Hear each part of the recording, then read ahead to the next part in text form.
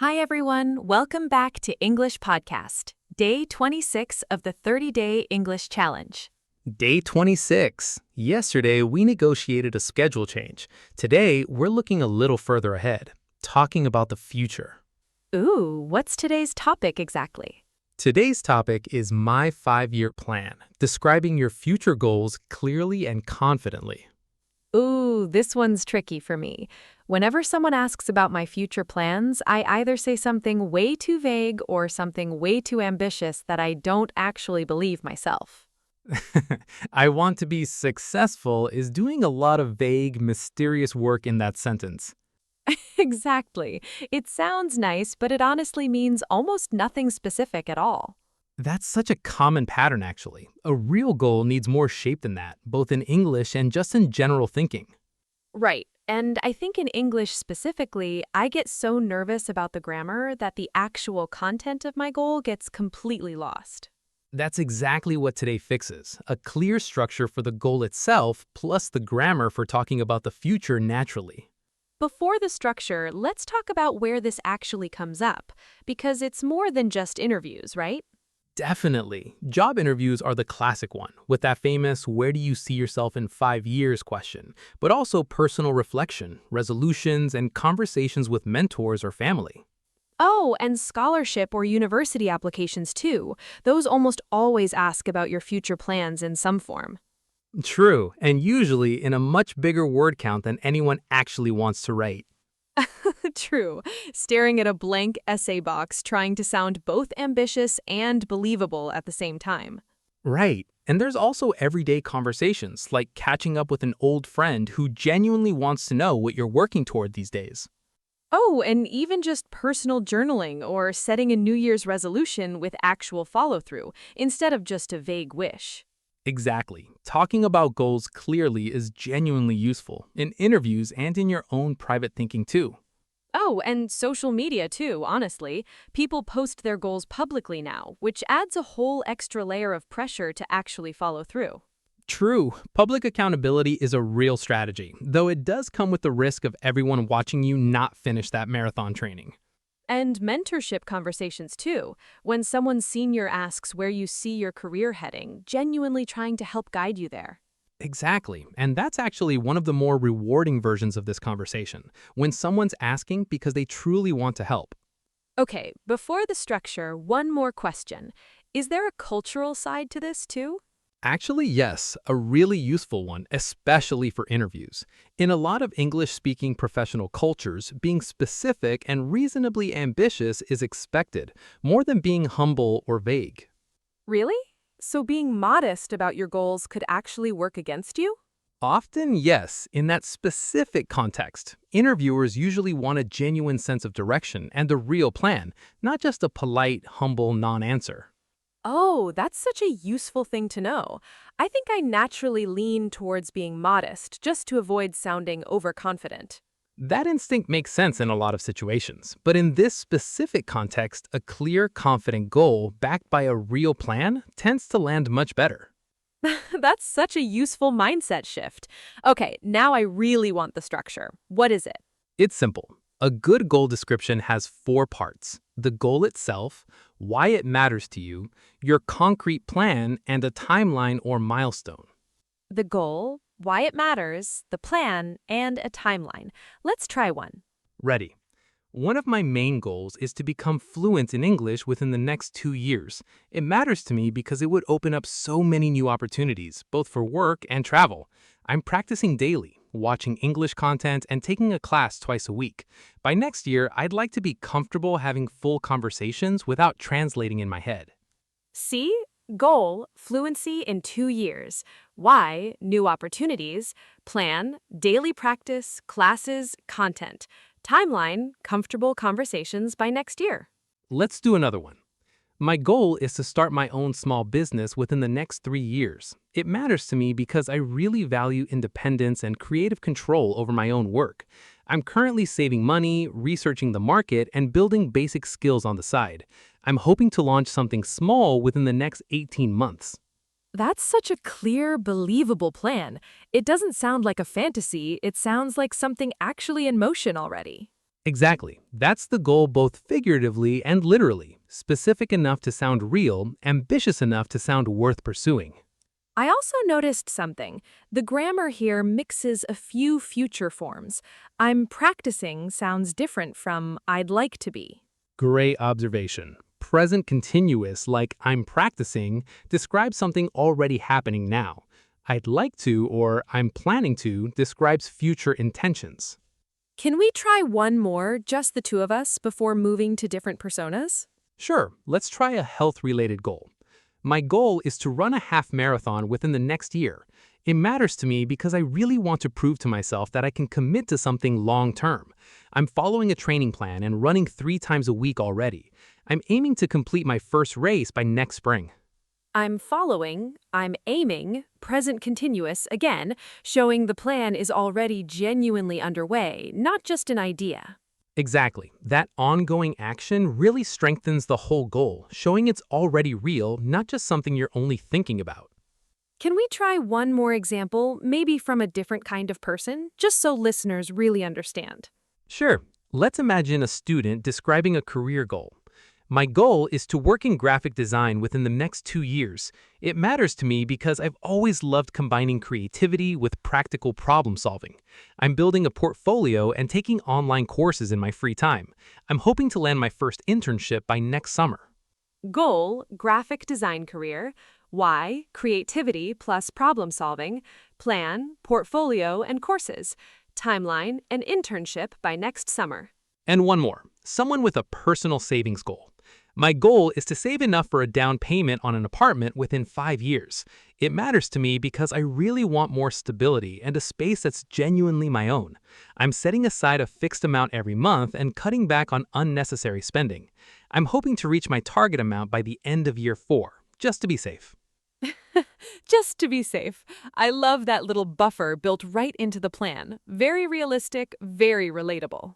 Right, and notice, none of these examples sounded overly rehearsed, just genuine, specific, and clearly thought through. That's really reassuring. I always thought a 5-year plan needed to sound impressively polished and perfect. Not at all. Genuine and specific with a real plan attached is always more convincing than something polished but empty. Okay, your turn. Pause the episode and describe one goal and how you'll reach it using the 4-part structure. The goal, why it matters, your plan, and a timeline. Ready? Go. Nice job! Now here's a small tip about future grammar specifically. Going to works well for plans you've already decided on, while will often works better for quick decisions or predictions. Could you give a quick example of the difference? Sure. I'm going to study abroad next year sounds like a decided plan. I think I'll probably enjoy it. Sounds more like a prediction made in the moment. Oh, that's such a subtle but useful difference. I don't think I've ever really separated those two in my head before. Once you notice the pattern, it becomes pretty automatic, especially with practice talking about real goals like today. What about present continuous, like I'm meeting my mentor next week? Does that count as future too? Great catch. Yes, present continuous often describes a fixed, scheduled arrangement, something already confirmed, like an appointment or a booked date. Oh, so it's slightly different from going to, which is more about a decision, not necessarily something already scheduled. Exactly right. Small differences, but they add a surprising amount of natural precision once you get comfortable using them. Mr. B, what mistakes do people usually make when describing their goals? I feel like I've made a few of these already. Good question. Mistake number 1, being too vague about the actual goal, like just saying, I want to be successful with nothing specific attached.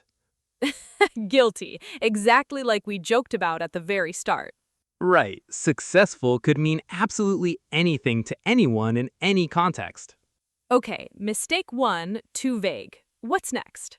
Mistake number 2, forgetting to explain why the goal actually matters to you personally. Oh, that's such an easy thing to skip, especially when you're nervous and just trying to get the goal out quickly. Right, but the why is really what makes the goal memorable and genuinely convincing to a listener. What's mistake number 3? Mistake number 3, having no real plan attached to the goal at all, just stating the goal with absolutely no how behind it.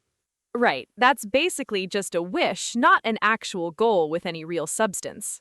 Exactly. A goal without a plan is just a hope floating alone with nothing solid holding it up. Okay, mistake number 4. Mistake number 4, having an unrealistic timeline, or honestly, no timeline mentioned at all. Right, like saying someday instead of an actual specific time frame you're aiming for. Exactly. A rough timeline, even an approximate one, adds real accountability to the whole goal. Is there a mistake number 5? There's always one more. There is. Mistake number 5, forgetting to mention any progress you've already made, making the goal sound like just talk rather than something already in motion. Oh, like never mentioning the class you're already taking or the training you're already started. Exactly. Even a small mention of current progress makes the entire goal feel far more credible and real. Quick bonus thought. Is it okay if a goal changes along the way? I sometimes worry that admitting that makes me sound less committed. Not at all, actually. Mentioning that you're open to adjusting the plan while staying committed to the overall direction usually sounds more mature, not less. That's reassuring. I think I've been treating goals like unbreakable promises instead of flexible plans. A little flexibility built in actually makes the whole goal sound more realistic, not weaker at all. 5 mistakes, 5 easy fixes, plus 1 bonus reassurance about flexibility. Okay, one more question. Does describing a goal change depending on the situation? Formal versus casual? Great question. Yes. In a formal situation, like a job interview, you stay structured, specific, and clearly connected to your career. Like, within the next 5 years, I hope to move into a leadership role, building on the project management experience I'm currently developing. Exactly. Clear, professional, and grounded in something already happening right now. And in a casual situation, like chatting with a friend about a personal goal? In a casual situation, you can relax completely. Honestly, my big goal this year is just to finally learn how to swim properly. I'm tired of just standing awkwardly at the shallow end. Standing awkwardly at the shallow end. Such a specific, funny, very human detail. It's true. Casual goal talk can be funny and personal, while formal goal talk stays clearly career-focused. So, formal goal descriptions stay structured and career-focused, and casual ones can be funny and deeply personal. Exactly. Same four-part structure underneath, just a very different tone depending on who's listening. Let's practice that difference. Pause again and describe the same goal 2 ways, once formally, once casually. Go ahead. Great job, everyone. Okay, let's move to word tour. Word 1. Aspiration. This means a strong hope or ambition to achieve something. Example, that's always been a personal aspiration of mine. Word 2. Milestone. This means an important stage or event in progress toward a goal. Example, finishing the course was a huge milestone. Word 3. Pursue. This means to work toward or follow after something. Example, I've decided to pursue this seriously. Word 4. Attain. This means to achieve or reach something through effort. Example, it took years to attain that level of skill. Word 5. Ambitious. This means having a strong desire to succeed or achieve something. Example, that's a pretty ambitious goal, honestly. Word 6. Long term. This means relating to a long period of time in the future. Example, this is more of a long-term plan. Word 7. Commitment. This means a promise or strong dedication to something. Example, it requires a real commitment to stay consistent. Word 8. Progress. This means forward movement toward a goal. Example, I've already made some real progress. Word 9. Realistic. This means practical and likely to be achieved. Example, let's keep the timeline realistic. And word 10. Envision. This means to imagine something as a future possibility. Example, I can really envision this working out. One bonus word, trajectory. This means the path or direction something is moving in over time. Example, I'm happy with my current trajectory. 11 great words. Try using 2 or 3 of them the next time you're describing a goal. Now let's move to say it better. Instead of saying, I want to be successful, you can say, I'm working toward building a really solid career. Instead of saying, I hope it happens, you can say, I'm confident I can make this happen with the right steps. Instead of saying, I don't have a plan yet, you can say, I'm still mapping out the exact steps, but the direction is clear. Instead of saying, it's hard to say, you can say, it's hard to predict exactly, but I have a general direction in mind. Instead of saying, I'll try, you can say, I'm fully committed to making this work. Instead of saying, maybe in the future, you can say, that's definitely part of my longer-term plan. And instead of saying, that's my goal, you can say, that's what I'm ultimately working toward. That last one sounds so much more purposeful than just a plain, that's my goal. Small changes, but they sound so much more confident and so much more like someone genuinely in motion, not just dreaming. I love that. From I want to be successful to an actual believable plan. Well said. And remember, this is English Podcast. Simple English, real life, every day. See you tomorrow for day 27. Bye for now, and good luck describing that next big goal.